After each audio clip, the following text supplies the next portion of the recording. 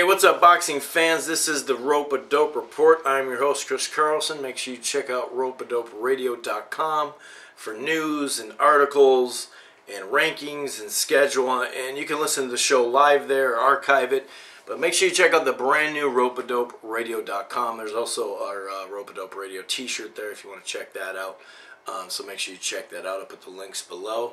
This is a video for the Battle of the Vicious, Victor Ortiz versus Vivian Harris. Now, Victor Ortiz, we all know, he was in a great fight with Maidana.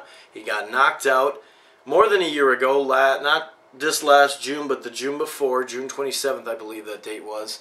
And, he was going for the gusto. It was a fight that I believe he could have won if he fought with his head. But he was fighting with his pride in his heart, and he got knocked out. And that's what happens when you go for the knockout versus a guy like Maidana.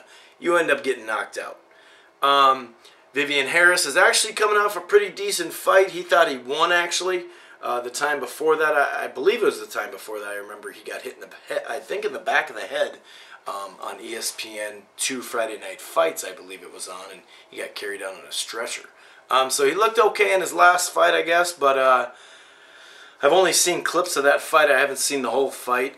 Just going off what I've been told and what I've read about it and some of the clips I've seen off that fight. No matter what, he doesn't have a lot left. I'm talking about Vivian Harris. Hopefully he brings some of that viciousness, and hopefully he can rekindle some of his days of old.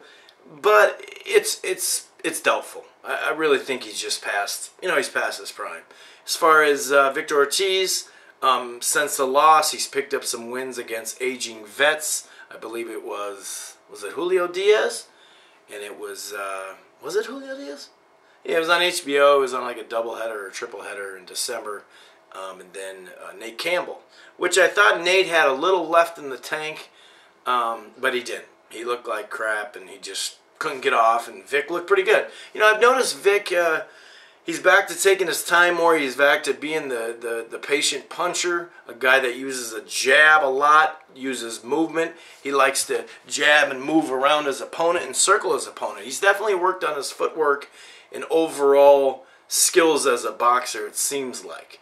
He does have some skill to switch it up in there. He can be a patient puncher, but when he turns it on, he can turn it on. Obviously, there is questions about his chin to see if it'll hold up.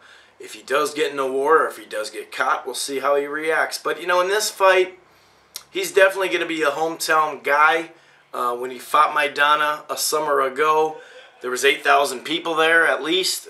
So we'll see how many people are still his fans and see how many people will boo him. Because I'm sure there'll be people that boo him just off his comments from last summer in Staples Center.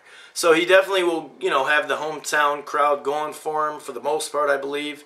So I look for him to win this fight, and I look for him to win it convincingly. I really do. I just think the youth, some of the hand speed, the jab, I just think overall, I think he's going to win the fight.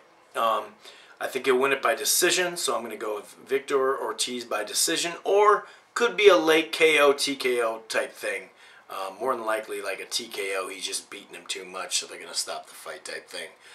Anyway, this has been the Rope-A-Dope Report. I am your host, Chris Carlson. Peace.